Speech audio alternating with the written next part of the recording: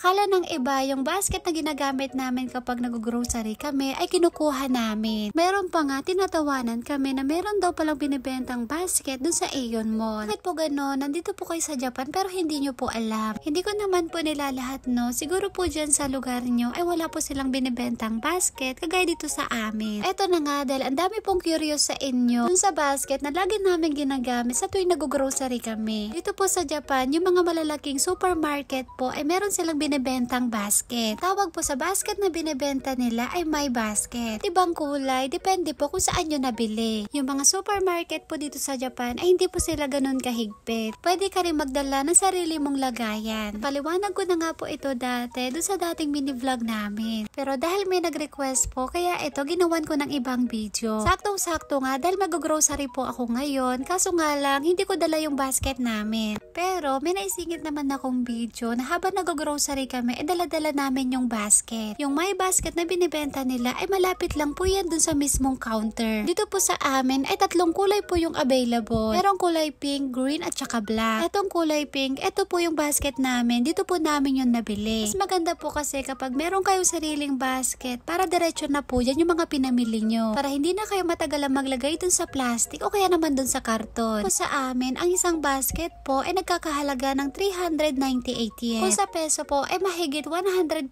pesos. Dito po sa Japan ay hindi po uso ang bagger. Ikaw na mismo ang maglalagay ng mga pinamili mo dun sa lagayan. Yung kulay orange na yan, ay yan po mismo yung lagayan kapag nag-grocery. Diyan mo ilalagay yung mga pinamili mo at bawal din po yung iuwi. Ito naman po yung sarili naming basket. Lagi po namin tong dala-dala kapag namimili kami. Kapag meron po kayong sariling basket, ay pwede nyo po yung gamitin kahit sa amang supermarket. Kung makikita nyo po mga auntie, ay nilipat lang po yung mga pinamili namin dito sa mismong basket namin. Tapos, nilagyan lang po yan ng sticker. Yung mga supermarket nga pala dito sa Japan, ay hindi naman sila ganun kahigpit. Pwede po nating dalhin yung bag natin dun sa loob. Kahit gaano kalaki pa yung bag na yan, ay pwede namang dalhin dun sa loob. Basta wag lang naman yung kasing laki ng luggage.